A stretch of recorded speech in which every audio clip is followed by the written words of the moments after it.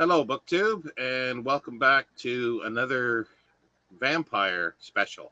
I'm with Brandy from the Bookplectic. How you doing? And Is yeah, we're it- going to talk. This was Brandy's idea to do Vampirl and MayPIRE, and so we did a live last month for Vampirl. April. Sorry, yes. So this is sort of a wrap up of MayPIRE, and I didn't get much more done than just Dracula, but Brandy has read. You've read quite a bit of other stuff as well, didn't you, through the month? Yeah, I didn't read the 13 books that I read in the first month, but I read, let's see, one, two, three, four, and almost a sixth book. But in my defense, the sixth book is like 700 pages long. So who is that? Oh, hi, Mark. So yeah, but you read some other ones. Is the 700-page book? Is that the yeah, Something in the Blood. in the blood? Yeah, I didn't Something in the Blood. I'm on page 463, and it's like 678 pages or something like that, and that's not including the index. So whoops. Tell us because it's a signed edition too. You got a signed copy. Oh, yeah, I forgot about that. I didn't even know it was signed. I had no idea. I picked it up secondhand, and I'll show you the signature in it. Yeah, it's signed by David Skull. Cool. I had no idea at all that it was signed. I just picked it up to read it, and I was like, God damn, it's signed. It's been sitting on my shelf for 2 years. I had no idea. And then I read, well, actually, like, my whole sob story with Dracula. Who is that? Online dating. Oh, well, hello, online dating. So, my whole sob story with Dracula, I got halfway through my Word Cloud Classics edition and realized it was extremely poorly proofread. And so then I had to wait a week for the Norton edition to come in before I could continue reading. So in between there, I read West of Eden by Harry Harrison. And this book is amazing. This is one of the best science fiction books I have ever read. I don't know. I had like 20 pages of notes on this. I had so many conversations with myself that it was insane. This book inspired so much thought in me, in my brain. It was amazing. And it doesn't have anything to do with vampires, but it was dinosaur related. So, it counts for my dinosaur rampage. And then I read The Black Vampire by whoever this turned out to be. I don't think they ever figured out who really wrote it. Uriah Derek D'Arcy. And you read this too, and you really liked it, and I did not like this. This was so poorly written. Oh yeah, definitely was. It was badly written, but I just found it. I found it very interesting for the period when it was written and the combination of things. Yeah, I totally get that.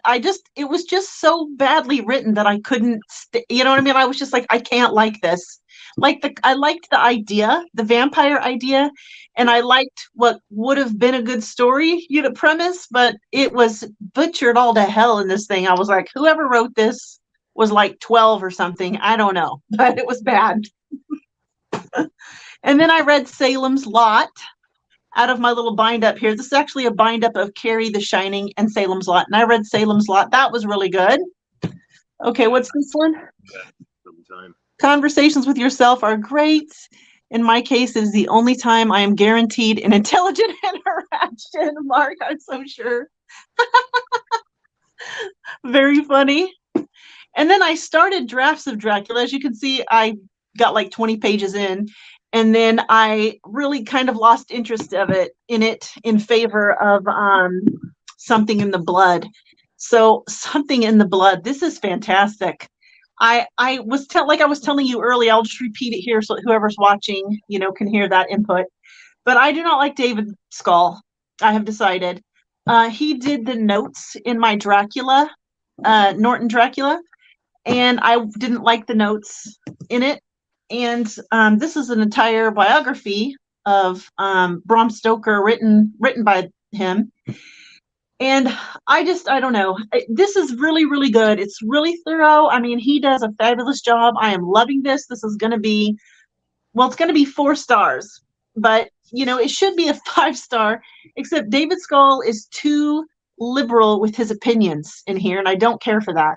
So that's my one and only complaint about Something in the Blood. Otherwise, this is super fabulous, and I have no problems recommending this to people. It's got tons of pictures about everything and everybody that he's talking about in this book. It's not even just about Brom. It's about all the people in his life, all the people surrounding his life and in his environment.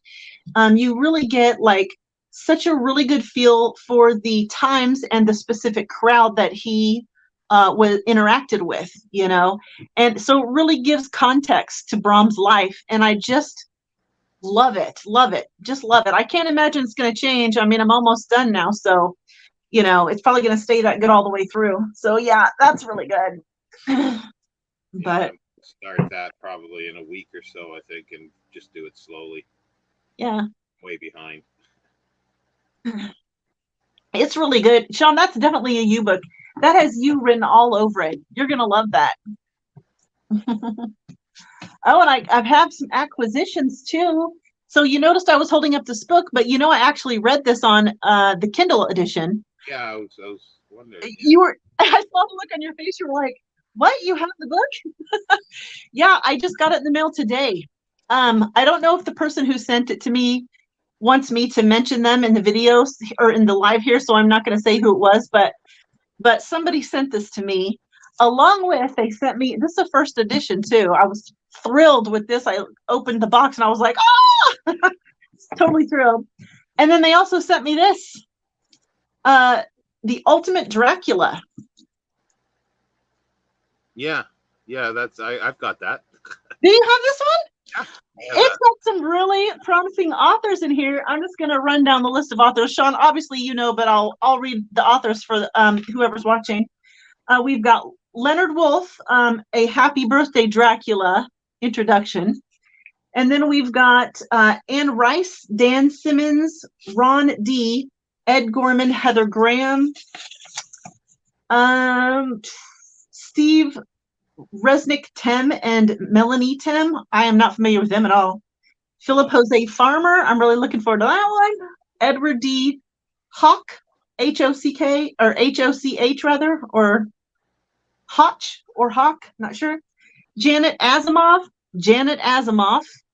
Yeah, that's Asimov's second wife, Janet Jepson. What the name was. Karen Robards, Dick Lochte, L-O-C-H-T-E, however you pronounce that. Kevin J. Anderson, Lawrence Watt Evans, W.R. Philbrick, Tim Sullivan, Mike Resnick, John Lutz, John Gregory Betancourt, Kristen Catherine Rush, and then selected filmography by Leonard Wolf. So I am really looking forward to reading this next year because I'm over vampires now. So next year, this is going to be one of the books I'm definitely going to read. Yeah, I just got that. Somebody sent me that as well, like 3 or 4 weeks ago. Maybe 2 weeks ago, I think. Nice. Yeah, and it just I don't know if I ever mentioned it on the thing that Leonard Wolf did the other, like another big annotated Dracula. This one here. Oh yeah, is that the one that's the same as the Essential Dracula? Yes and no. Okay. Oh, that's right. We thought it was the same, but then you said it turns out it's not exactly the same. Yeah, he updated it, and I'm going to do a video comparing them all. But here it is. The updated version. Sorry? Is the Essential or the annotated the updated version? The Essential is. Oh, okay. But still, there's still stuff that he didn't know, and he's very free with his opinions as well. Ah, lovely. I hate it when they do that. Leonard Wolf was born in Vulcan, Romania, in Transylvania. Nice. Yes, he was suited for this. Oh, it's awesome. But yeah, no, I like this was, I guess, or the live is mostly going to be, I guess, talking about Dracula and what you thought of it, and then we can discuss sort of things because I read the Leonard, no, um, Leslie Klinger's new annotated Dracula, which is really cool. He does give some opinions, but he usually reserves his own opinion. He says what other people have said. So Okay. that there there's good for that. But then the way he structures the whole annotations, some people may not like it, but I'll get to that in a minute. So Well, I hated David Scull's. Well, there's two guys, so I'm not sure who was doing the annotations or if they were both doing annotations or what. But the annotations in here have the ring of David Scull to them. Just based on reading Something in the Blood, I would say David Scull did at least a lot of the annotations in here. And I don't like the annotations. I don't think they're very good. You know, there's only a handful of like really interesting ones. And surely there was more to say than just the lousy, mostly, this is my opinion on this annotations in this book, you know? And I didn't even agree with a lot of the annotations. Like the annotator, I'm just going to assume it was David Scull because it seems like him most of the time. Like for instance, there was one section in Dracula where something happened and he puts at the bottom, oh, well, it's clear that this is what Dracula's doing right here. And I'm like, no, it's not. That's not clear. What are you talking about? He didn't say anything about that. He doesn't even reference that later or anything. And I'm just like, that is your opinion, sir. And you were putting that in a book structured for students. I was PO'd. I was like, stop with your assumptions. I don't even agree with all of them. I was mad the whole time I was reading this because of the stupid notes. well, there's whole academics that have written whole books on things that I just scratch my head. I don't know what they're talking about, but I guess we can start out with most people know Dracula, and if you've read the book, it starts out with Jonathan Harker's journal as he's just about, well, he's in Romania. I think yeah, he is in Transylvania at the beginning of it, I think. No, he's not. He's not in Transylvania in the beginning. He's getting ready to take a train to Transylvania, and he's like staying in an inn or something right before he takes the train to Transylvania. Or he takes the train to a station where he's waiting for the coach for Dracula. So yeah. So he doesn't start out in Transylvania. Yeah. But it starts out with him on the trip, and that's not where Stoker originally had the story. There's two chapters missing. According to in nearly 80s, the manuscript, the type manuscript, was found in a barn, in a box in a barn in Pennsylvania. And then it eventually sold, and it's privately owned now. But it's that where it starts. It starts out as chapter 3, and the first chapter apparently was letters between Dracula and Jonathan Harker's boss Hawkins, setting up this, buying property and everything. And then the second chapter, by the looks of it, has to do with Jonathan Harker doing a layover in Munich, and which has been excised, and probably, well, it's pretty clear that most of the events in that were excised to create Dracula's Guest, even though it's very different. But there's even references in that in the first edition that references to like obliquely events in Dracula's Guest. So in Dracula's Guest, is Jonathan's boss the guest in the story? No, it's somebody else. Oh, okay. It's an unnamed narrator who's telling the story, and he meets like he goes to a dead house, and this was a real thing that was in Munich at the time, apparently, where when people died, they didn't bury them immediately in case they weren't really dead. Mm-hmm. So they laid them out in a dead house. So he goes in there, and there's a female vampire, and he sees a tall, dark, skinny um, man as well. And then he gets it's cold, it's at night.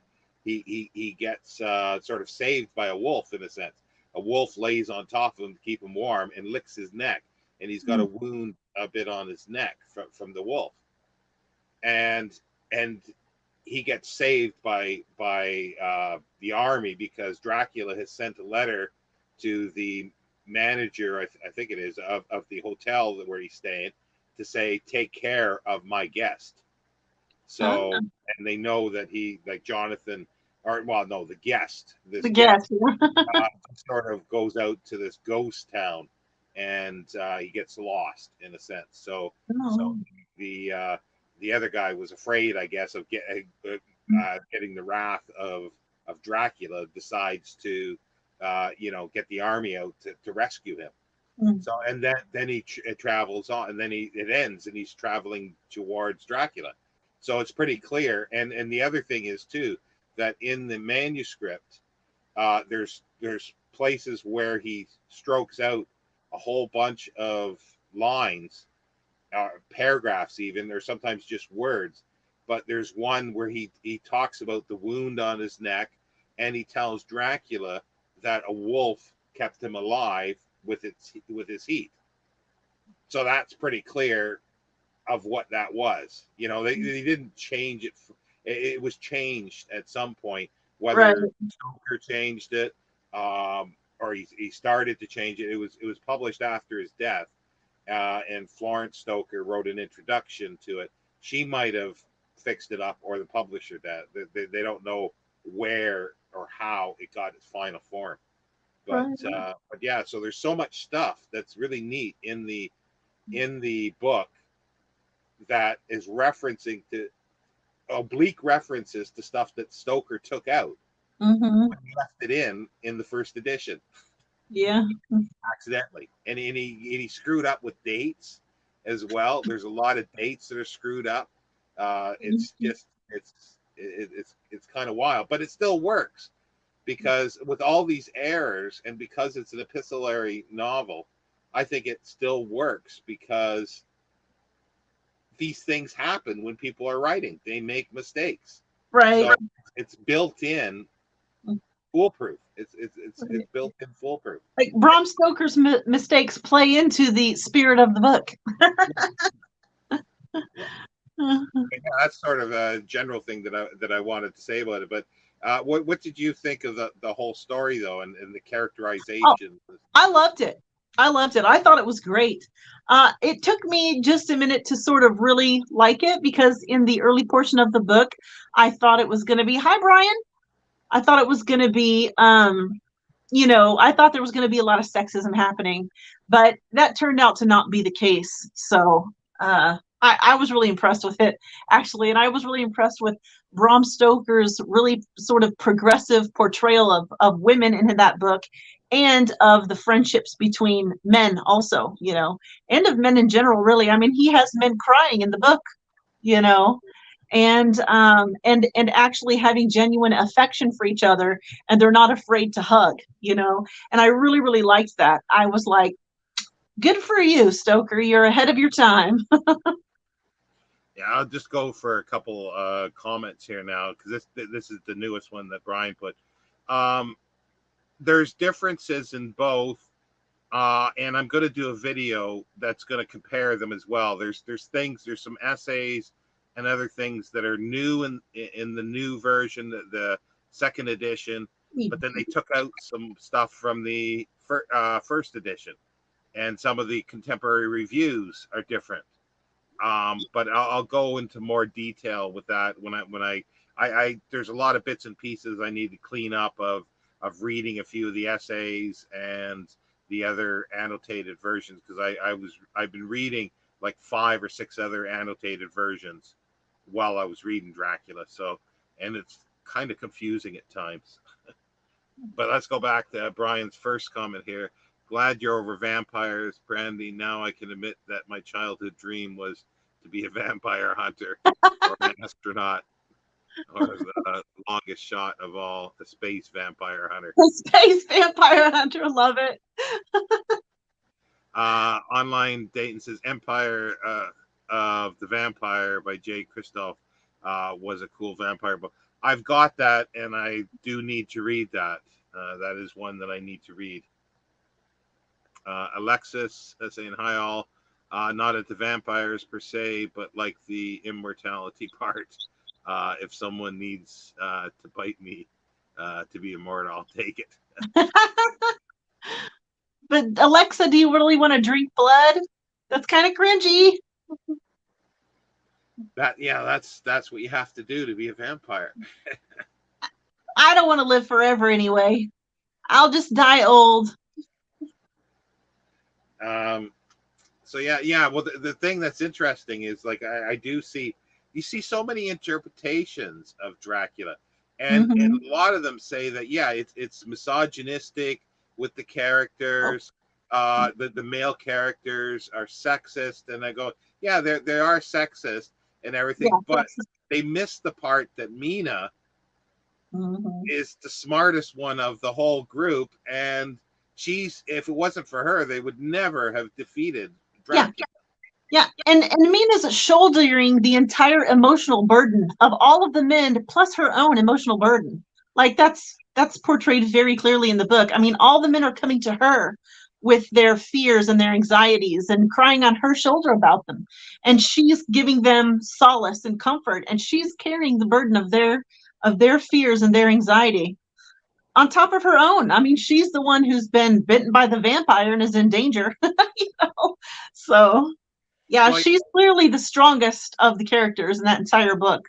And all the men, quite frankly, in the second half of the book seem like idiots. So well, yeah, and she is the one that realizes the importance of getting everybody's stories together and putting and transcribing them for everything. So and she's the one that figures out where Dracula is when they lose him. It's just a whole thing. So yeah, and I like that's even when I first read it.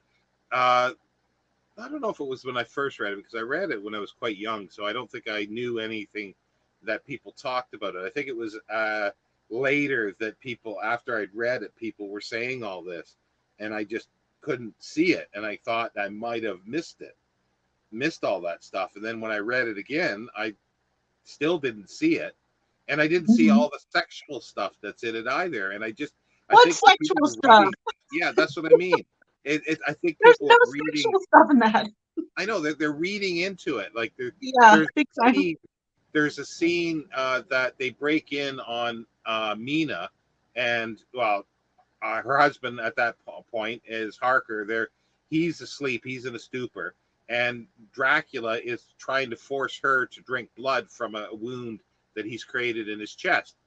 Like you don't really know what the full story is, but it looks like probably that's a process of becoming a vampire, is for the victim to drink the blood of the vampire. And Stoker used the line, he's forcing her head down to his chest like a child would force a cat head into a bowl of milk. And because milk is white, therefore they turn that whole scene into a sexual thing to say that the blood is not blood, it's other white liquid stuff. Yeah, which is ridiculous. I gleaned nothing sexual. I mean, the closest you even get to sexual is when Jonathan Harker is like sort of put in the sort of half asleep, hypnotized state by the female vampires, and he's sort of imagining kissing one of them. That's like the most sexual it gets, which is, and then, there's no other. It's homoerotic because Dracula comes in and he's appalled by it because it's like if he's a heterosexual male and all of a sudden you stop the women uh, your fantasy of the women, and then a man comes in, you don't want to continue with that sexual fantasy. You didn't want it. That's all I saw it as. But they Yes, also say that the steak is a phallic symbol because it's long and pointy. And I'm going, well, it's a steak. Are they going to use a brick? Are they going to use a brick to do it? yeah. And the other thing is because it's a sexual act, because Dracula penetrates with the teeth and the blood. It's a thing. So therefore, at the end, when Quincy gets stabbed, the knife's a phallic symbol, and he gets stabbed, and there's blood. So therefore, that's a sexual thing when he gets stabbed. Like, yeah, people are reaching. Well, that's what I mean. If you use it in one thing, you have to use it in everything. Yeah. It just, but yeah. Anyway, it's like you go on forever. Yeah. Brian. Yeah, I'm not sure when I'll be able to. It's probably going to be a few weeks before I get to that video. Brandy, anything nothing ever changes. There's a lot of sucking.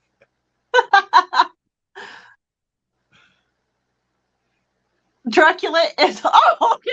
Take a minute for that to register. Yeah, that's right. Yeah, it's sometimes a cigar is just a cigar. Yeah. It's like, it's not it's not a phallic symbol. It's just crazy. But the thing is, Klinger Leslie Klinger in the end, he goes through every single thing. It's like, people have interpreted it under socialist thing, a Marxist way, a communist way, a capitalist way, sexual, homosexual. Like, he just lists everything that people have written and interpreted this of, and it's like whatever you could possibly think of how to interpret it, people have. Yeah, and you can read into whatever you want into just about anything, and especially Dracula, since there's so much to it. You could read anything you want in there. And because too, I think it's because there's ambiguity in it, because you've got the fact that each person is writing their own diaries from their own point of view. So are they all reliable? And the other question is Mina's transcription reliable? Has she transcribed everything reliably as well? I know that's part of the whole conspiracy thing that Klinger was weaving, which is awesome, by the way. But I'm going with yes, it was all reliable. Well, no, but the thing is, it does allow that, because you've got these. Yeah, exactly. Yeah, there's a lot there to work with.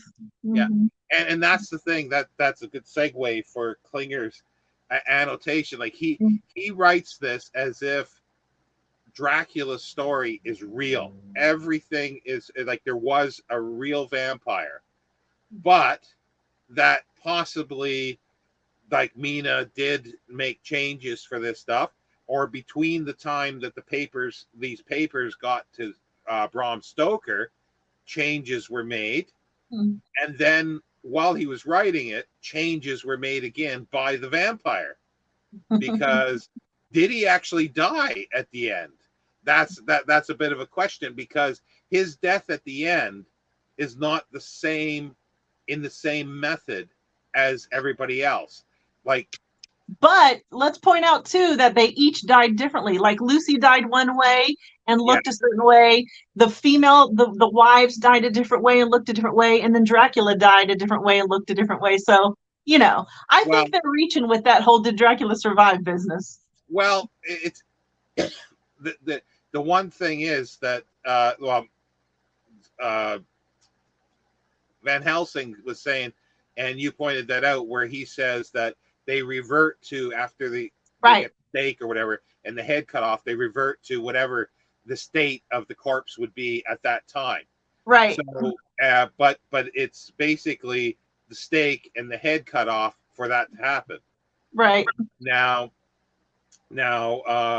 when they did it to the weird sisters, he cut their heads off and they turned to dust. Yeah. Dracula never got his head fully cut off. Mm-hmm. He turned to dust. Yeah. So he like Jonathan. Well, cut actually, we don't know if his head got fully cut off. It could have been. It's Well, just no, that. no, it does say that the Curie knife that Jonathan used, he slit his throat, like he cut into his throat. He never cut it off fully. Yeah, but you could. But is that enough? But since he cut off everybody else's head, one could just assume that he did cut the head off. But since Dracula poofed into a powdered dust, you know what I mean? It was enough to turn him into dust. So he's dead, man. They But need to was give it up the ghost.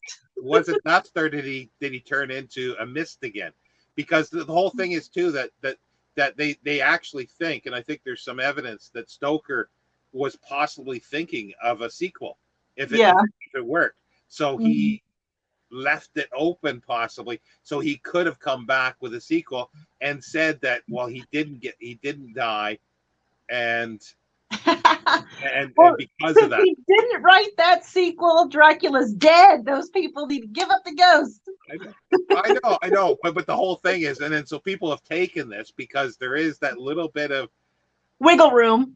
Yeah, and it's like, because Dracula decides to hide out again until they're all dead and then come back into the world, and people have written these stories, and that's how Klinger sort of shapes this all too, and he talks about the other people of their interpretations of this and what they've written later. It's like you've got a Fred Saberhagen book, the Sherlock Holmes and that. Basically, if I remember right, if it's that one or another one, that basically it's like Dracula is an innocent guy. He just wants to be left alone, and he's being persecuted by a nut job who's a doctor that's insane, and Van Helsing who is so, like, he kills Lucy with these transfusions that he shouldn't have done. That's what kills Lucy, and all this stuff. Like it's like, and that's where I think, and that's what people have taken it. Yeah. So I just find it. I like that. I like that idea that Dracula was totally innocent. He was being hunted by madmen. Yeah, he just wants to be left alone. He just wants, Yeah. And they've taken in other films. Like there's Love at First Bite. I think is it Love at First Bite? No, not the Frank Langella one. There's another 1979 version that's that basically Dracula gets evicted from his castle. The Romanians evict him. The government evicts him from his castle, so he goes to New York. I remember you talking about that. It's not a very good film, but Louis Jardin played Dracula, but I can't remember. Is it Love at First Bite, or what's the no? It's Love and Dead and Loving It is the Mel Brooks one. So yeah, so it is Love at First Bite. It is Love at First Bite, but it also came out in 1979. So, hello, Golam Deeb.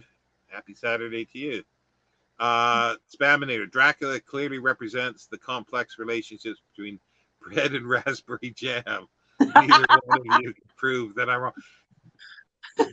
You could probably write a whole book on that, Spaminator, and because it's not more far-fetched than a lot of the stuff that's there. Yeah. And also somebody would believe that too. Somebody would read that Spaminator's whole, diatribe about the relationship between bread and raspberry jam, and somebody would buy it. The other thing is too that that's why this book is so cool. Like the drafts of Dracula, I can't. Even this lighting doesn't show it very well. It's amazing because when they get to the let me see if I can find the manuscript section. Yeah, here it is here, and they transcribe it, and then where he crossed out the lines, and Klinger in his annotations talks about that, but it doesn't really make that much effect when you're reading it as an annotation. When you read it, with the line before it and sometimes the line after, it makes Mm-hmm. a bigger impression. And then you go, that's interesting. And then you do see these sort of tangential or brief things that he didn't take out later to that he refers to that where he should have taken it out or rewritten those lines. And then Mm-hmm. in the abridged version, he does excise those. He corrected it in his abridged version for 1901. Yeah, and see, and I not having known anything about all those, I didn't notice any of those things that you had pointed out that were references to things that he had taken out of the book. I didn't notice any of it. Yeah, well, when I first read it, I think I had questions of a couple things. Second and third time, I had more that I saw some things with dates that I thought was weird. But then, yeah, all these other things are set up in the annotations, which I just find fascinating. But again, and then people use that like at the time. Most of it, I guess, most of the reviews were positive, but there were a lot of people said it was just complete trash. It was like his other books, like complete trash. I love in how in Something in the Blood. Well, I don't have the dust jacket on. I'll show you. This is the dust jacket. I don't read it with the dust jacket on. In Something in the Blood, David Skull talks about how Dracula sent a copy of Dracula. Bram Stoker sent a copy of Dracula to his mother. And she read it and loved it and told him that book will surely set him as one of the, higher level writers of his day. And, and that book was going to be big and all this. And she correctly predicted that, because it's one of the classics that we consider like a must-read type of book, and everybody knows who Bram Stoker is because of it. So yeah. She was right. And I love that his mother knew that. I love that she predicted that. Yeah, but still today, like even I think in both the Klinger one and in the drafts, they talk about even today. There's people like academic. They just can't figure out how people like it so much because they say it's badly written, and I've known many people that usually they say it's badly written. And most people tell me why they think it's badly written is because it doesn't have a coherent narrator. It doesn't have a coherent style. And I'm going, yeah, I disagree. I think it's very well written. There are a few places that you could nitpick. But I'm sorry, but I feel like the way that novel is put together and the way he lays the story out is brilliant. Not to mention the way he builds the characters and the situation and the suspense is brilliant, in my opinion. Yeah, and to me, if everything was perfect, like if there were no contradictions that he did with these things, if everything fit together perfectly, that doesn't work because of the style of the epistolary style. There's going to be contradictions between people's descriptions. Like one person has. Like Lucy at one point has darker hair and then she's got light hair. And then somebody, I think it was Lord Godalming, has straight black hair or something like that. And in their point, curly hair. And these are different people are saying this. And you're going, well, is that a mistake? It could have been a mistake by Stoker, but it also could be the difference in narrators. Exactly. And the other thing is too, like they're in the I think it's changed in the book, like where he talks about Quincy having the Curie knife, the curved knife that Jonathan has. And it's like, the note and the thing is that even at this late date, Stoker was mixing up the characters occasionally. Yeah. Because he had a Bowie knife. Not a Curie knife or however you pronounce it. Curie or whatever. But yeah, and there's another thing. I don't remember a Bowie knife being referenced, but I do remember earlier in the book that Curie blade or whatever being specifically referenced earlier on because David Skull has a note at the bottom explaining what that knife is, and then later on, of course, that same knife comes up later. But I don't remember anything about a Bowie knife. Do you remember like when it was mentioned? Yeah, no, that was because that's what Quincy used to stab through Dracula's heart is his Bowie Was a knife. Bowie knife? Oh, Yeah, okay. yeah. So I didn't remember that. And that's another thing with Quincy in the notes and in the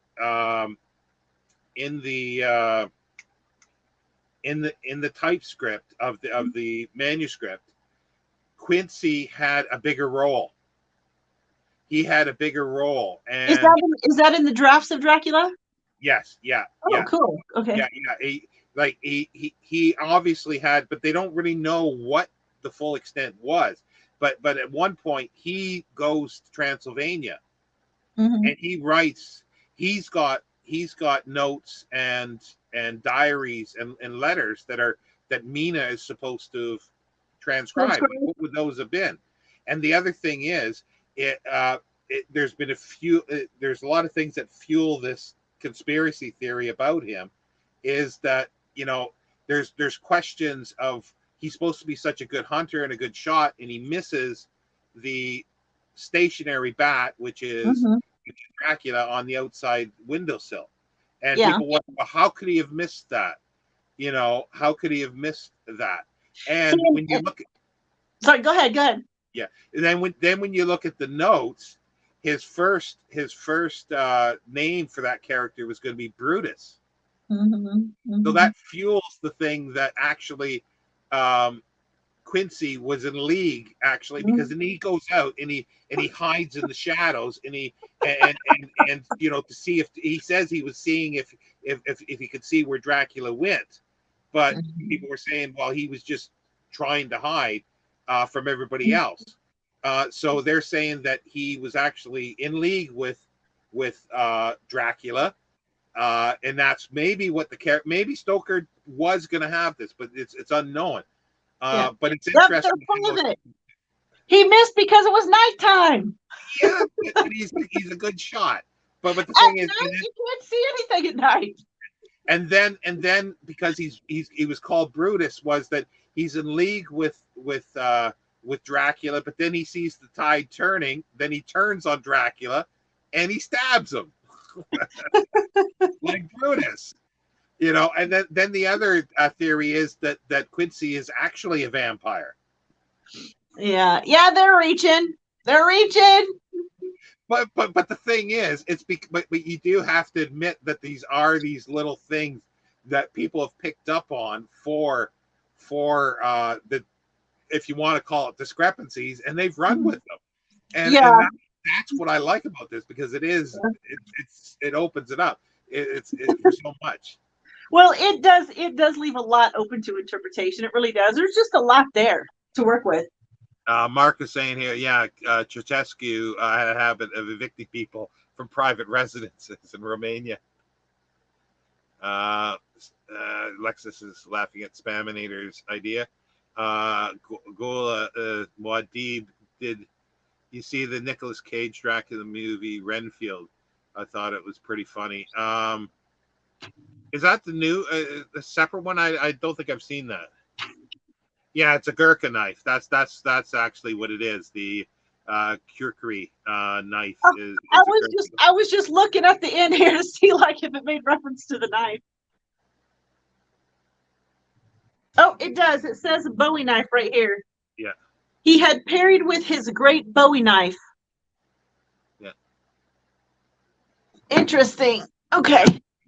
And that's the whole thing too. That it's like it's like Gola Muad'Dib will like this. It has to draw blood.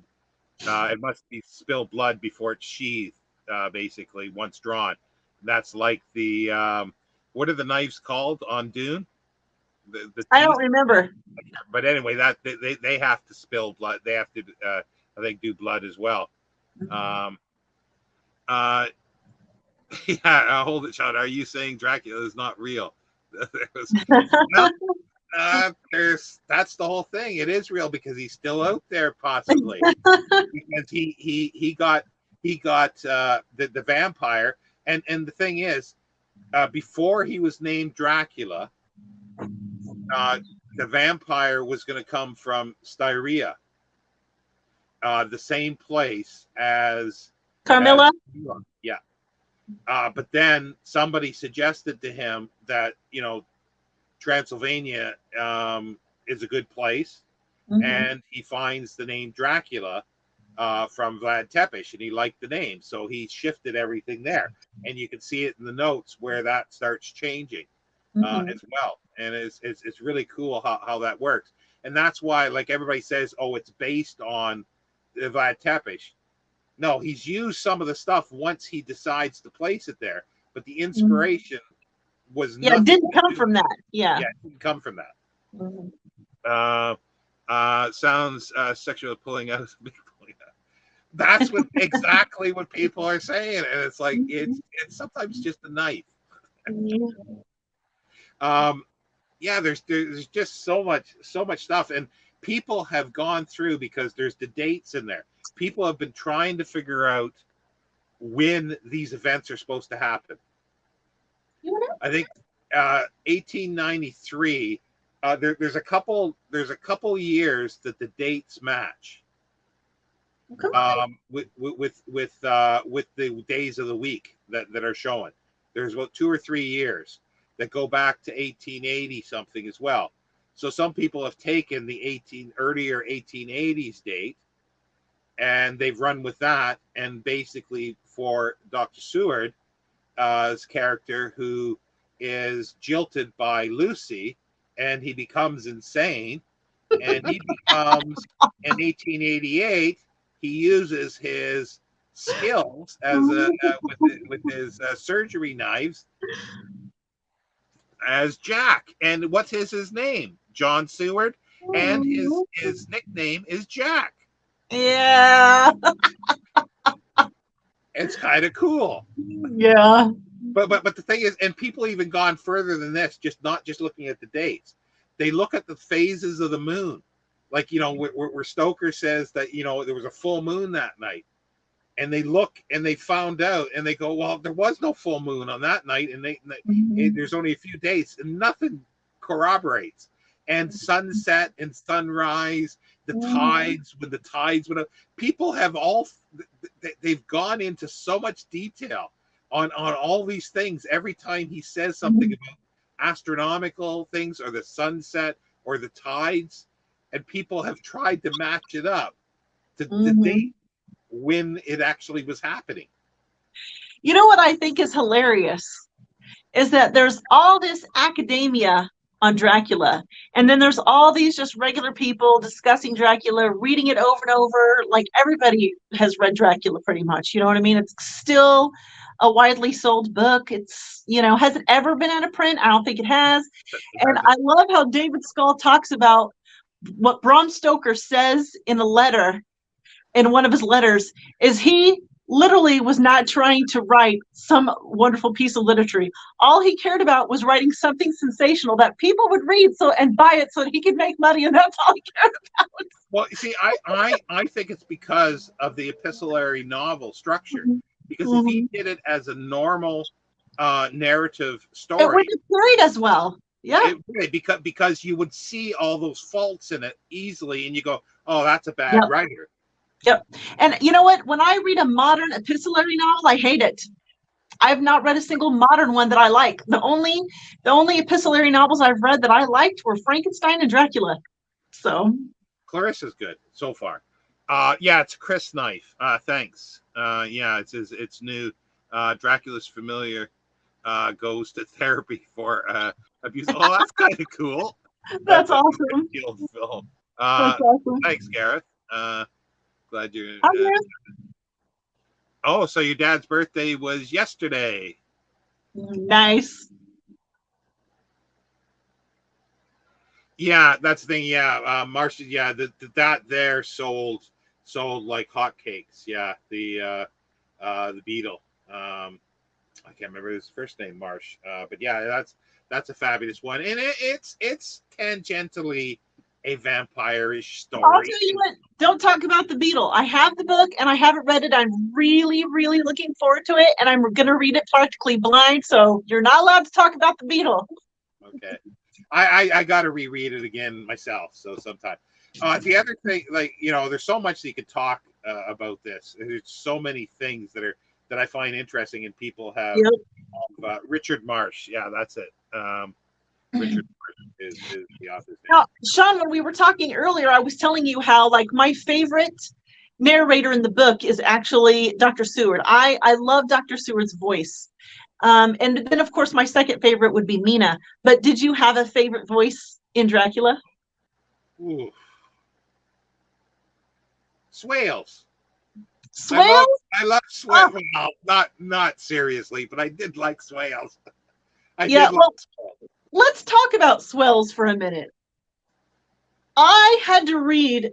Swales has a lot of dialogue, and you don't think he's got a lot of dialogue until you're trying to figure out what the hell he's saying in that book. I don't know how accurate the accent is being portrayed in the book, but I had to read every sentence like 3 times just to figure out what this man was saying. Well, I've said this another time, but in the live yesterday, and plus I think on Dracula's birthday video, but I'll say it again with regards to that, because Stoker used a 2-volume set of Yorkshire dialect, so he did look at it. I don't know how 100% accurate it is, but he did use this, and that book itself is in the London Library, and in there is a news clipping that is titled Henry Irving in America, and it's got an annotation of the date and I think what newspaper it came from in Stoker's handwriting. Wow. And it's still in the book. Is that the same thing you were talking about earlier with the using it as a bookmark, probably? Yeah. Okay. Yeah, that's very cool. And it's a 2-volume set. And that's the other thing that's in the drafts where the first sort of incarnation of this book was called Dracula Notes, and I think every page was of the manuscript was a photocopy, like it was they showed not the manuscript of the notes, sorry. But when that came out, a librarian at the London Library, I guess, read it and then saw the list of books that Stoker had consulted and that are noted as research with folklore, of vampire folklore, werewolf folklore. It's all in his notes there, and it's got page numbers and the names of the books. And they knew that Stoker researched in Whitby Library, Public Library, the British Library, which at that time was housed at the British Museum, and the London Library, the subscription library.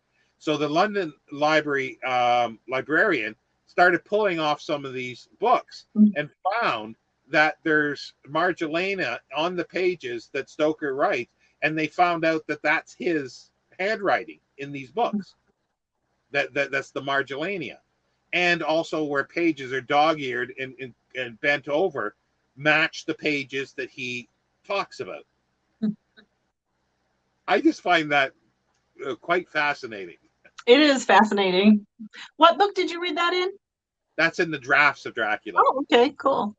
Yeah, and at that point, I think the editors say that they're still they're going to research more of every book that he has done, and sort of, I don't know if anything's been published by it. That if it has, it's probably in some obscure journal or something like that.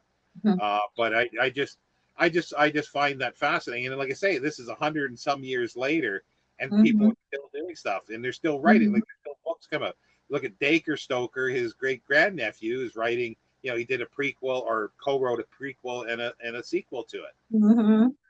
And he did the introduction to the drafts, and he says he's going to be with somebody else doing a new annotated Dracula.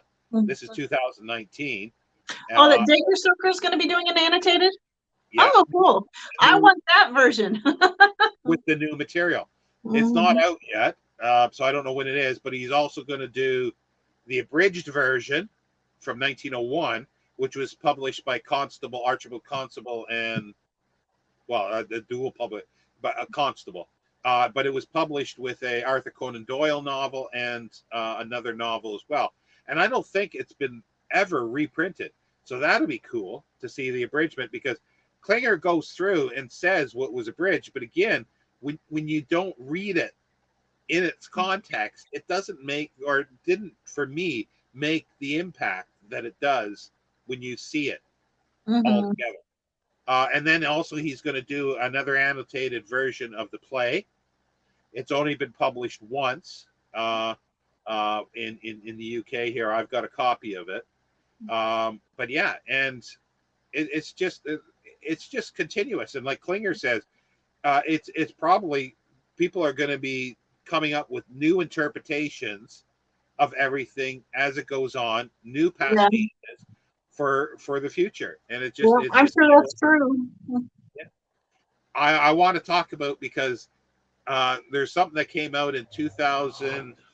Let me look at the date here again. It was found, I think, around 2000 or in the 90s. It was sort of forgotten about. 2016 was the publication. There's the Icelandic version. And it has a introduction that supposedly is Stoker's. Yeah, except it's not. Yeah, it's not written by him, but it doesn't make a lot of sense. It doesn't make a lot of sense, the introduction. But this is it here. This is the English retranslated back into English, but it's not epistolary. It's in novel form. There's more detail apparently in the first half of it, and then the last half it just sort of falls apart. This is an annotated version about it. However, they found out that this is actually an abridged version of the Swedish translation that was done in 1899 to 1900. And it is more than twice as long as Dracula and rewritten by somebody else, possibly with Stoker's knowledge, because the publishers knew Stoker's brothers. So they I don't think so. I could be remembering this wrong, but I'm pretty sure that in Something in the Blood, when he covered that, he said it was an unauthorized deal. He was talking about this one, because when he wrote that, this was not known. The original Swedish version was not known. They thought this was written from scratch, the way it was. It's only recently, in the past couple of years after Skull wrote that book, that it's an abridgment of this. Okay. So that's why I say there's going to be updates for this stuff, and he might do another version. Well, but I would really like him to update his biography that he did, come out with a second edition and with all the updates. Yeah, because there are quite a few new things that have been said, because there's also too it's interesting in the drafts, because Stoker's handwriting is atrocious.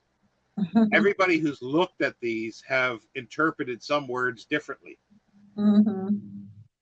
But this here says this is a Swedish version, a unique version of Bram Stoker's seminal Gothic masterpiece, Dracula. This novel from the turn of the 19th century is a very early anti-fascist piece of literature, criticizing the social Darwinism and scientific racism of the time. Powers of Darkness is also a splendid horror novel, twice as long as Stoker's original. And it's the same in Swedish. It has the same title. It translated into English, Powers of Darkness, which that one, the Icelandic one, did. But they didn't know when they translated this that it was an abridged version of this. So thanks to, I was sent these. So I'll sometime read them. But yeah, it's just, I just find it so amazing. And I love stuff like that, especially of a book that I like. Let me get back to some. Shawn, you really need to read Something in the Blood. You really need to read that. I will be. That's the next on the list for this. I thought your favorite narrator was Dr. Seuss. Didn't Martin? Oh, I sing Dr. Seuss, Dr. Seward. I get it. Um, Funny. did Martin Scorsese do a movie about vampires on Mars?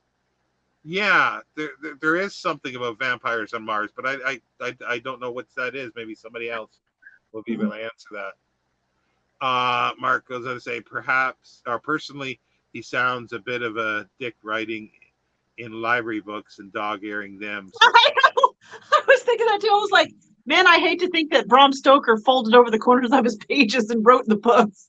it was a common thing. Like a lot of Never did a library book? yeah. Well, okay. I'm going to bring Louise Brooks here. She lived in Rochester, and she got a lot of books from the Rochester Library.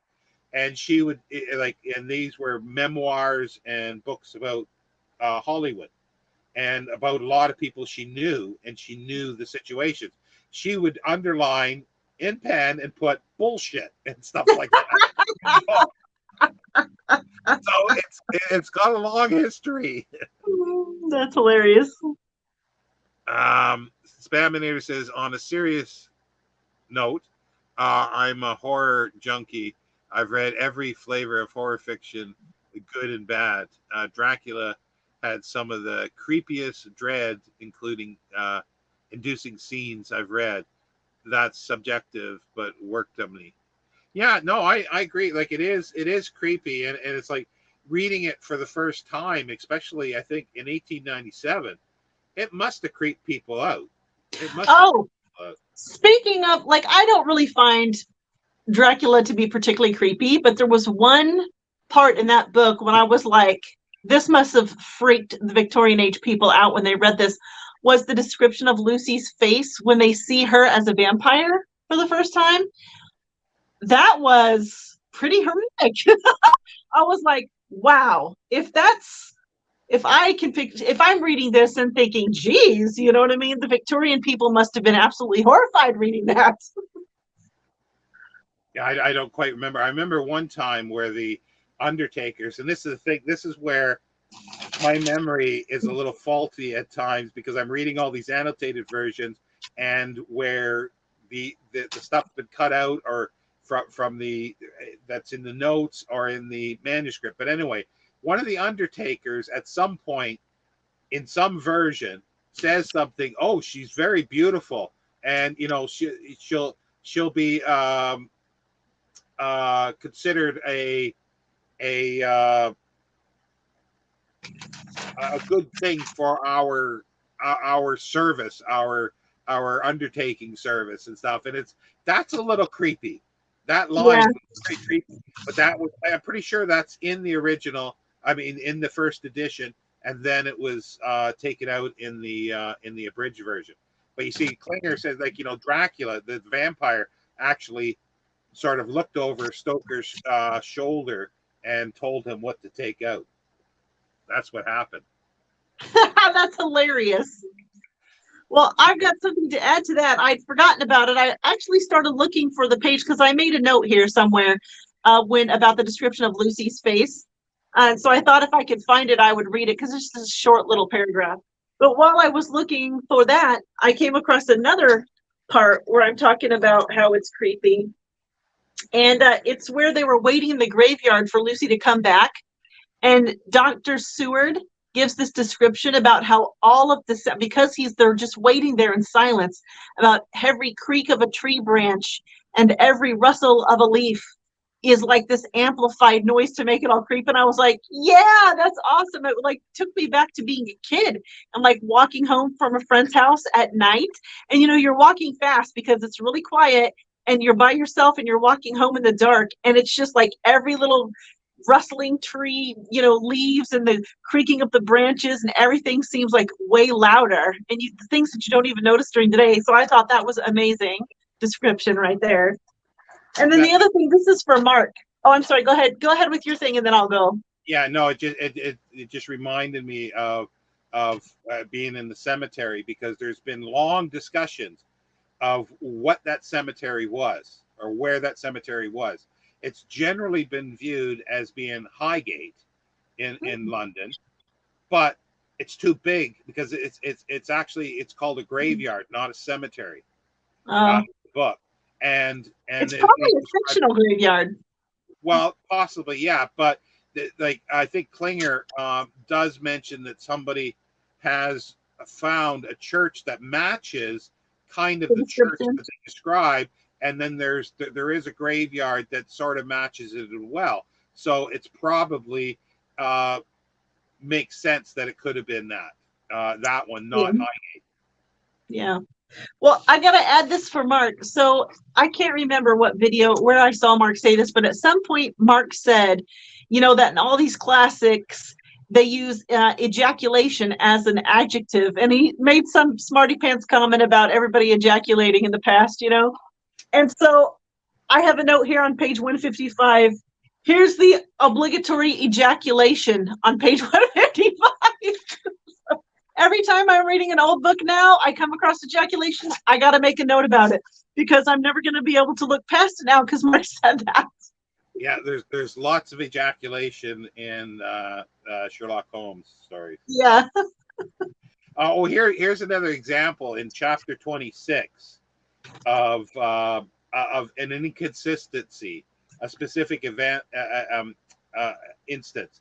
In Mina's journal, she writes, in my husband's diary, Skinsky is mentioned as dealing with the Slovaks who trade downstream or down the river to the port, and they're talking about the movement of the boxes and Dracula.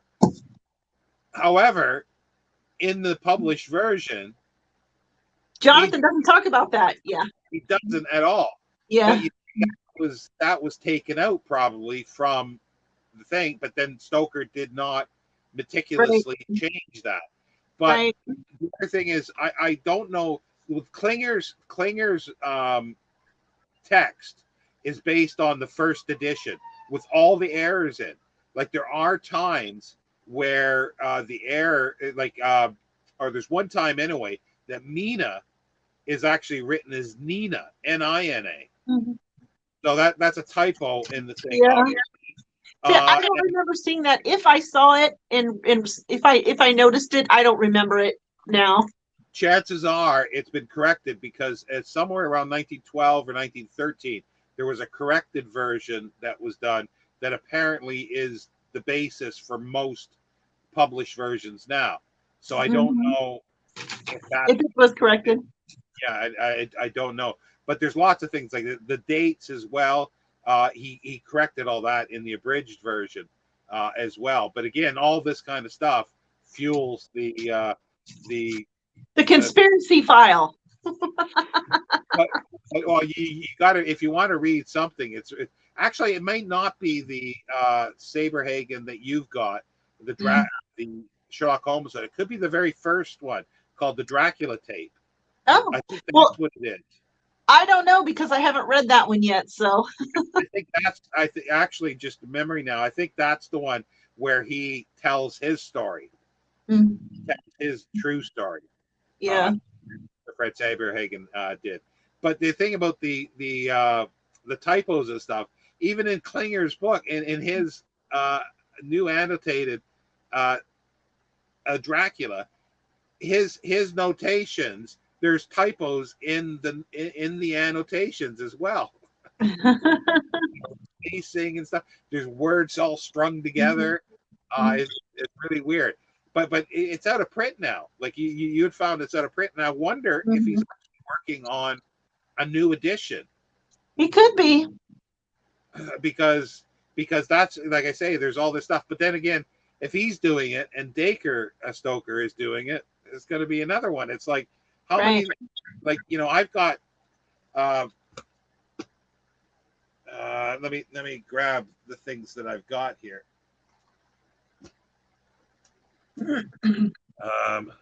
And things are going to fall down. You'll hear them fall. But there we go. Okay,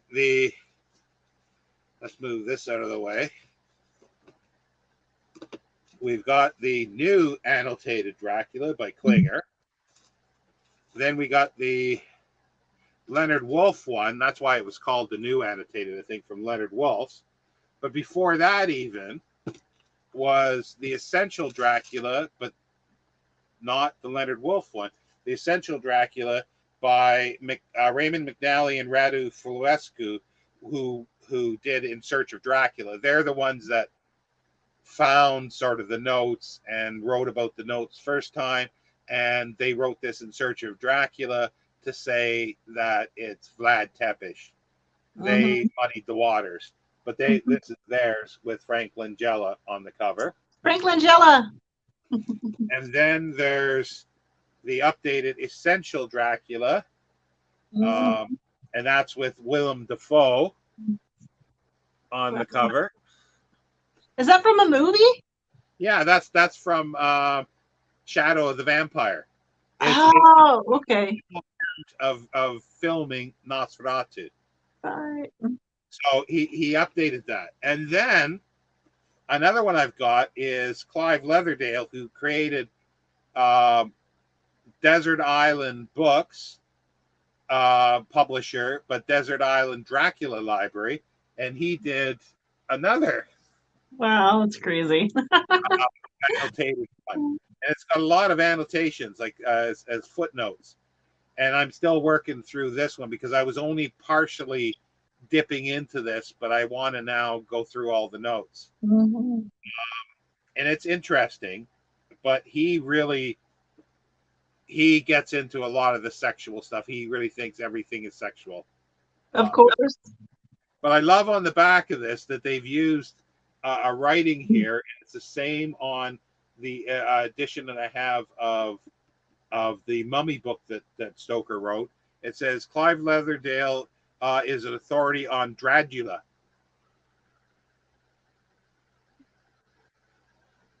Can you see it? On what now? It's Dracula. Dradula. I didn't see it. Is it at the top there? Oh, I see it up there. Okay, I got it. That's fun. Hilarious. So yeah, but yeah, like I say, you could just go on so much with stuff. Let me go back.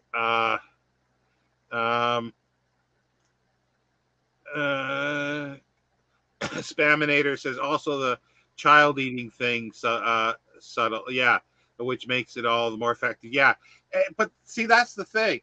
It's not really. They don't really say what's in the sack that Dracula throws to the three women. It's something that's moving. We assume it's a baby. Yeah. Because a woman comes and starts screaming and wants. Give me my baby back.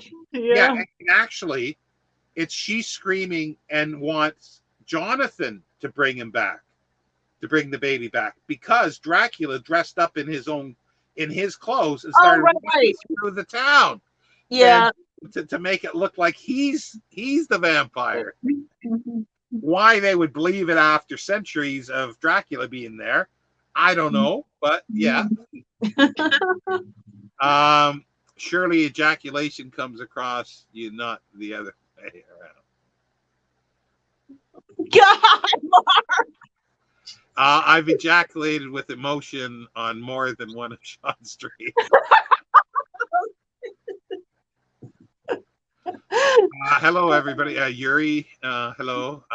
Just joined. I think it's fascinating topic, the language of some classics, outdated vocabulary, etc. Yeah, it's just the whole style of stuff. It's like there was a book, I think it was called, can't remember. It's somebody that wrote a fictional story of Bram Stoker at the Lyceum with Henry Irving and Ellen Terry and Harker, who is the stage boy or something like that, or he sweeps up at the museum. I'm not at the theater, and that's where he probably took the name from for Jonathan Harker. And it started out really good. There were some really good bits in it, but this guy was trying to emulate some of Stoker's sort of style in the diaries and stuff, and it's like, nah, you're not cutting it. Even when Dracula isn't in the novel, he just feels ever present maybe just me, but that's the thing. No, you're not wrong. I agree with that. He's not in it much. Yeah. He's not in it much at all, because when But you he see always feels like he's there. Yeah, I totally yeah, agree. yeah, like he's at the castle, and then he shows up, when they're in Piccadilly, and he, when Jonathan gets the curry knife and slices his clothes, and the gold and money falls out on the floor, and then Dracula picks up the money and then jumps out the window. I'm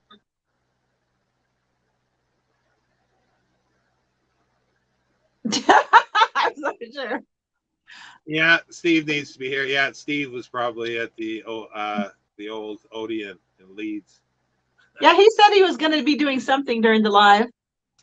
Yeah, but yeah, no, I just love this, and I thanks Brandy for doing this, because I've been collecting this stuff for I don't know how many years now, about 10 years, and I'm always going to get to it. Now I've started, and I'm not going to stop. I'm going to slowly go through stuff.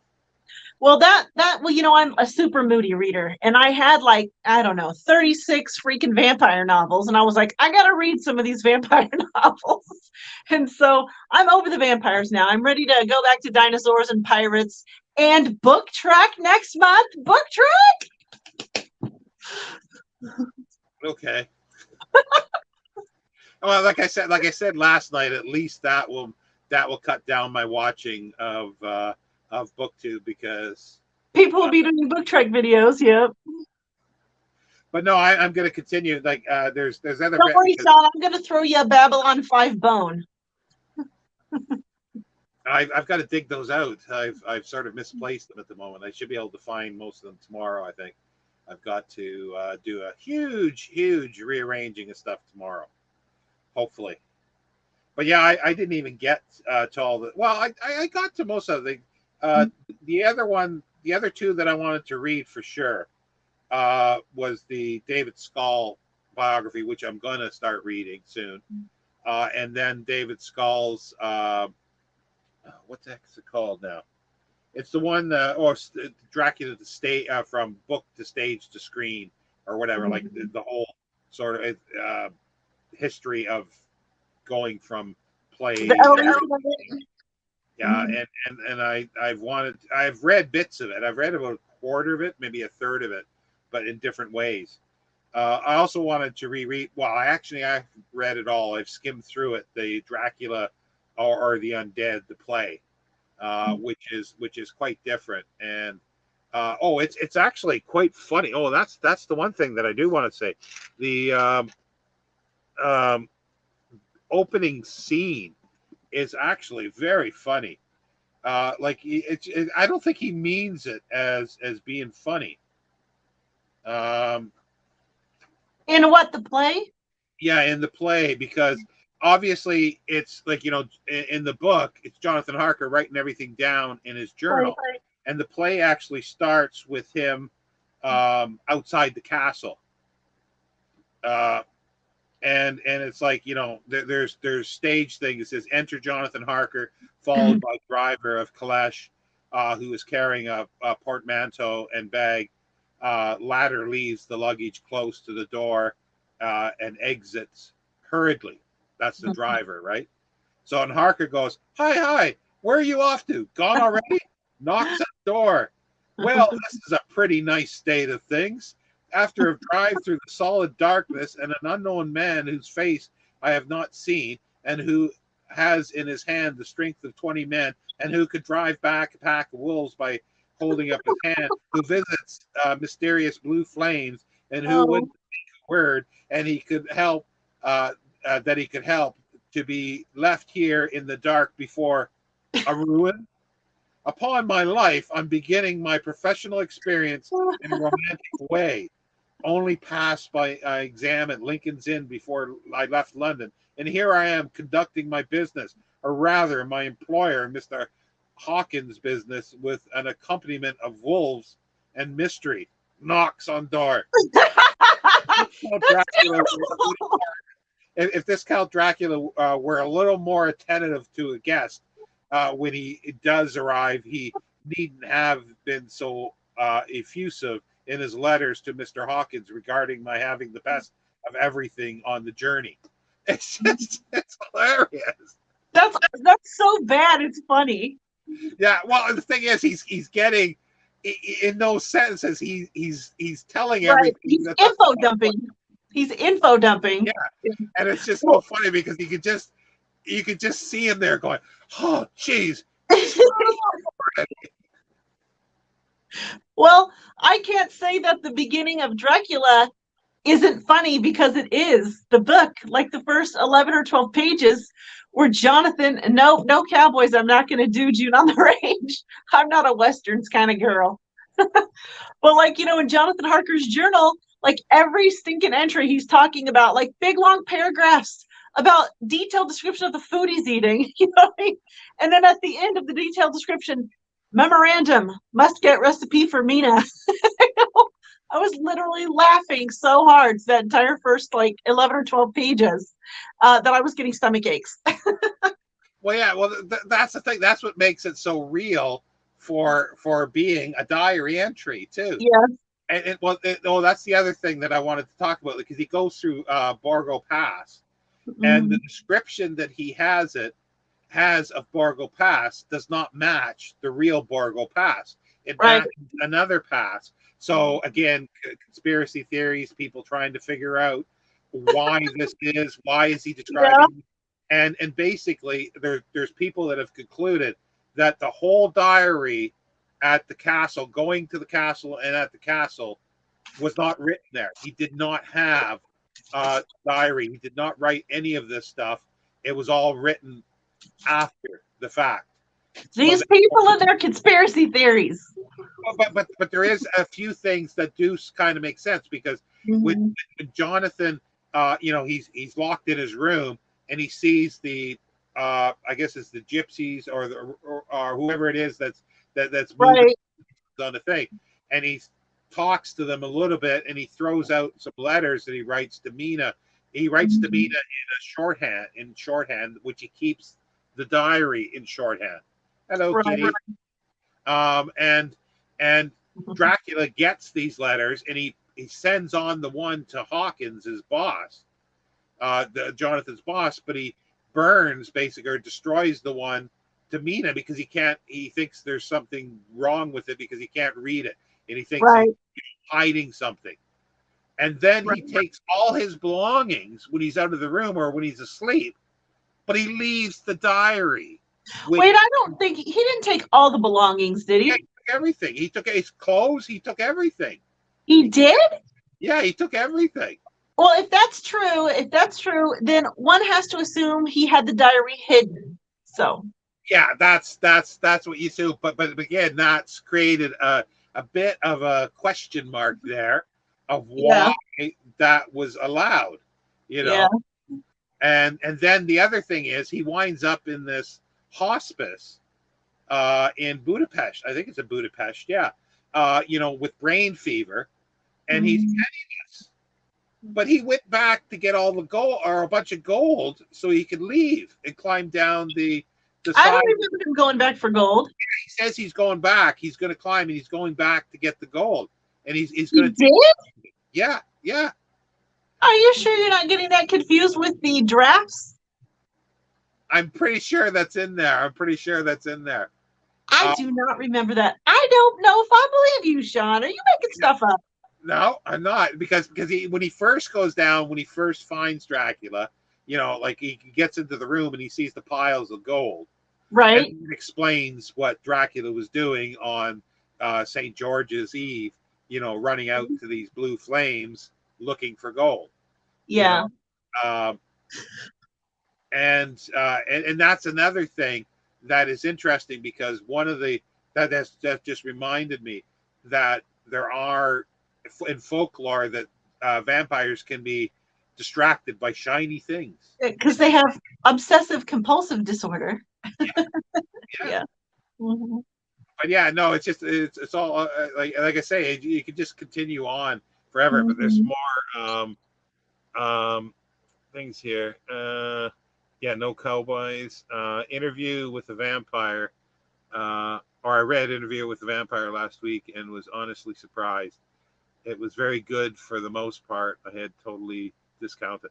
I have as well Spaminator, but Brandy has talked me into reading Yeah, it. you know, Interview with the Vampire was good, but when you read the Vampire Lestat, which is the next book, that is like extremely good.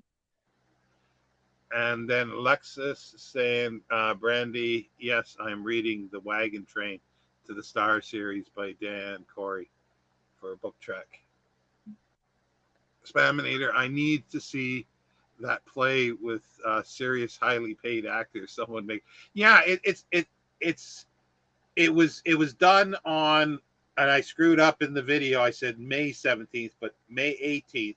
It was a read through at the Lyceum Theater for copyright reasons, and that's the only time it was done, I think. And then it was the haste. He really wrote this quickly, and he cut stuff. Apparently, too, there's bits that are probably cut from other drafts that he had, and he stuck all this together, and then it was lodged at wherever you need to put the plays for the copyright thing. And then it was done again in 1997. It was read through at the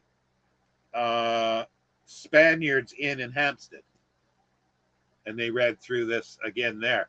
I don't know if it's ever been staged. It would be cool to see it with somebody that could pull off that kind of thing. That be doing it serious and not hamming it up, but do it seriously, and that's where it would be so much more funny. Spaminator, yes, Anne Rice's first book was good, but couldn't get into the rest of them. It got too cliched. I loved them all. I liked all of them. I thought they were all good. well, like I unrightly, if that's a word, discounted it because I hated the film and I hated Tom Cruise in the film. I really disliked the film. So I discounted the book for it. And then when other people told me about it, and they told me, I think, all the bad stuff that they thought was good. but and then you have talked me into it. And then Klinger talks about where the origins of her origins of vampires, that intrigues me. Oh yeah, her vampire origin story is my favorite of all vampire origin stories. I think hers is the best one. Plus, it's the one that makes the most sense to me. Yeah, you were, and then you were asking, and that's what was understood. Yeah. So I don't know what that. I actually don't know what that comment's in reference to. Well, it was the thing where you said, and what about cowboys? And you're saying you're not doing that. Oh yeah. I'm not a Western girl. Yeah. So, but that's I think we took it as that you were referring to if you're going to do June on the Range. So, but we could do we could I could I don't know if there was actually a comic done. I think Jesse James meets Dracula. There was a film anyway. I think it's Jesse James meets Dracula. I have a better idea because I'm over vampires now. So I got the vampire bug out of my system. So I think I have, oh, no, I don't think. I have all of the Firefly novels that have been published to date. And that's like a Western in space, essentially. So I could read a couple of those for June on the Range. Yeah, well, yeah, it is in many ways. Yeah. Oh, you know what, Mark? If you made other comments, like he might not be seeing them because that happens to me occasionally. He didn't hear the reference of the cowboy one. I guess he didn't. Oh, okay. I was gonna say I have been on this stream before, and like my comments aren't showing up. So. But yeah, well, another Western. Bathroom. Another Western is Outland with Sean Connery. It's High Noon in Space. It's High Noon in Space. Not a Sean Connery fan. Doesn't matter. It's still a High Noon in Space. It's a Western in space. Currently reading iRobot. Wow. Yeah. But Sean put me in science fiction mood here lately. Dune and H.G. Wells is the only science fiction I've read. Oh, wow. Yeah, there, there's a lot. Oh, if you're going to take a dip into science fiction, then you've got a lot of catching up to do. But yeah, no, it's like, yeah, I was just thinking there's got to be some Western vampire novels, and I Oh, there should try. probably is. I like I'm sure there's. Well, I have to look to see. I think it's Jesse James versus Dracula or something like that. Uh, it's something like that. It's one of the old West characters, and it's a Mm-hmm. film, and I'm sure it's on YouTube because I don't think there's any copyright to it anymore. So it's got to be there. So I'm actually gonna look that up, and I'll probably watch it and see if there's a book, and if I Don't you can love get it it. when your cat's in your lap and then you get hair all over your face and your clothes and your glasses and everything? Yeah, well, it just especially it's especially when you're sweating, it's worse when you're Oh, warm. well, I'm not sweating. I'm actually cold, but the ninja hair is everywhere nonetheless. Ninja would be a good ninjas versus Dracula. That's I'm sure there's one of those as well. Yeah, probably so. But no, I do love the Dracula. Like it was this time that really cemented. I liked it before, and I liked it so much. Now But you love it.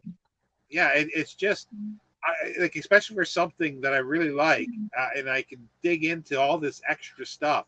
It's like Dune. I love as a book, going on to science fiction, but Mhm.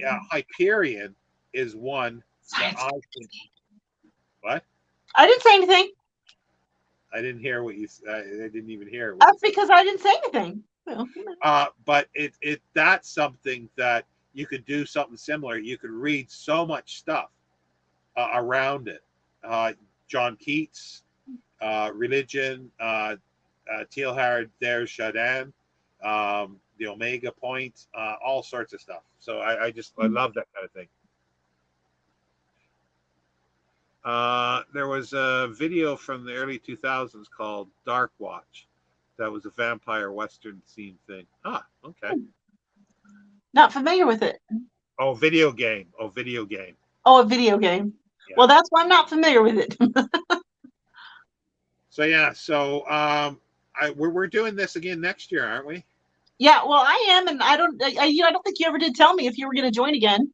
Well, yeah, because I've got two shelves of Mhm. vampire type stuff in all like vampire and Dracula and Stoker stuff. Mhm. I'm never going to get through it, and then I've got a huge list of other stuff that I want to read as well. Like I want there's a few Yeah. books that I want to get that Stoker used as reference. A few things.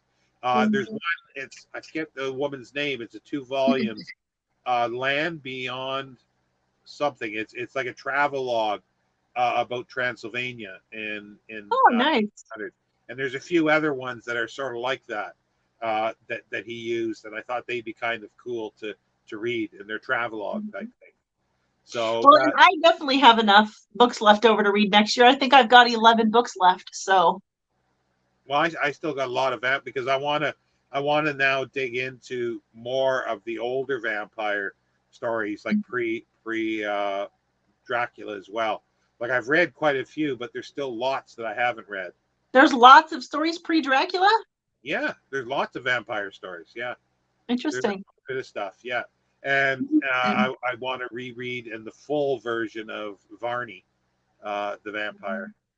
I want to read that myself, or at least I don't know how long it is, but isn't it like multiple books? Well, there's a newer one that has all the original um, drawings in it. It's 2 volumes that are about 500 or 600 pages each, or 500 pages each. So Well, I they're would at least like to sample it and see what that's like. So, it's going to be a Penny Dreadful thing where it's just sort of okay. We want 1,000 words and it makes a hit, so we stretch everything out year after year and make it longer.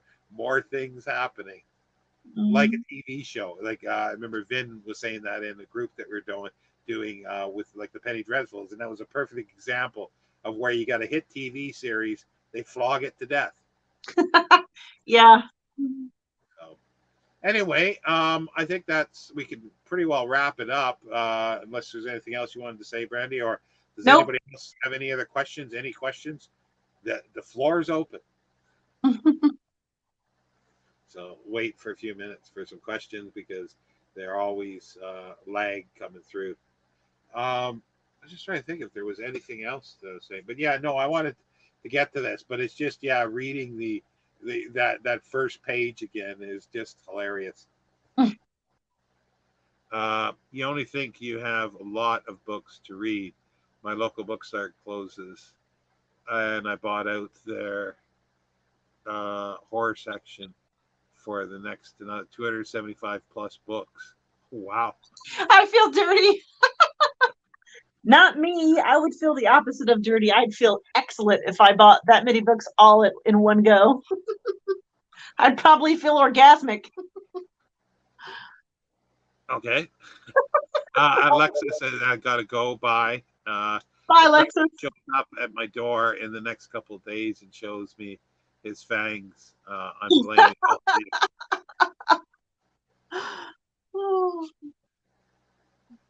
But yeah, I don't know if a friend of mine is watching, but who actually is from Romania, and I like the whole thing is like the castle Dracula that they got there is not even Vlad Tepes's castle. Right. It's not the real Dracula, but it's a whole industry there, and I want her to get me a whole bunch of Dracula swag.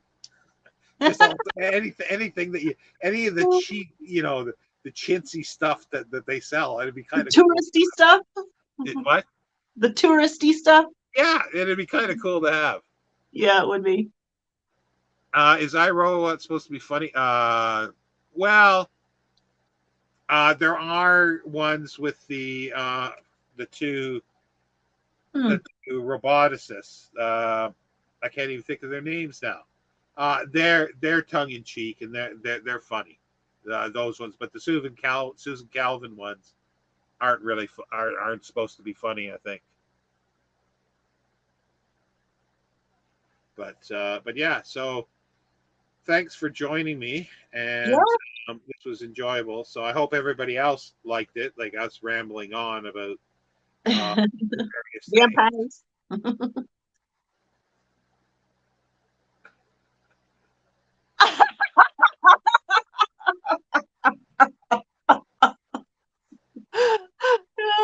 Well, everybody ejaculates these classics, and I'm never going to be able to unsee that thanks to Mark.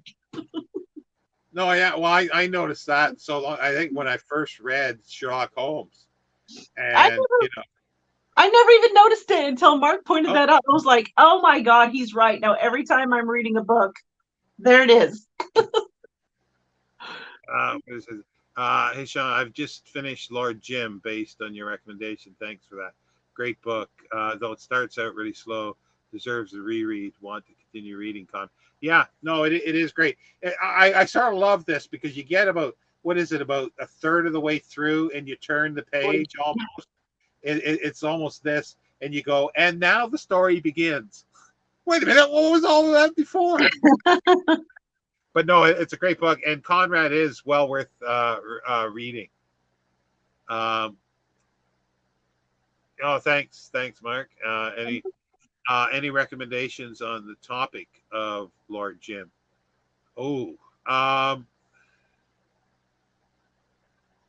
There's one that I read at the same time. I reread it again. It's because it's an outpost of a trader outpost, and it's called Prester John by John Buchan. It's set in South Africa. It's not as good. It's not as deep as Lord Jim, but it's got to do with something like that, like an outpost. Because I was trying to find stories at the time about trading outposts in the middle of nowhere, because I really liked that idea of somebody being in the middle of nowhere with trading posts. And I can't remember anything else. Okay. Now now clarified. Topic: meditation on guilt, identity, and lost honor. Yeah, there's actually quite a few. I can't think of. Uh, the idea of redemption. Mark, what we were talking something about that, weren't we? About books with character having being oh well, okay. Les Miserables. There you go. There's 1,400 pages of it's very much the same. Yeah, guilt, identity, and lost honor. Yeah, that's it. There's a perfect one. That'll keep you busy for a few weeks. The story with the two scientists is the one I was referring to. Yeah, it nearly split my drink when the robot told them that they were inferior because they're. Oh yeah, that was just. It's Asimov's sense of humor, but it actually has a lot because you haven't read the iRobot or all of them, have you yet, Brandy? Oh no, I haven't read them all yet. Okay. So I won't spoil it then, I guess. Leah Miserables, yeah, or leg Miserables. Is that Leah or leg? It's an A. Yep, it's an A. It's an A. Yeah. Well, yeah, no, that's I did say that, but you probably had that up there before before I saw it. But yeah, that's a perfect example. Yeah, that's a perfect example of one. And there are things that are comparable to it as well. There are things for Lord Jim that are comparable. But Brandy looks like she's going to sleep. So yeah, I'm done in, man. I can only talk for so long, and I'm worn out. So bye, everybody. Thanks for stopping by, and watch it again over and over.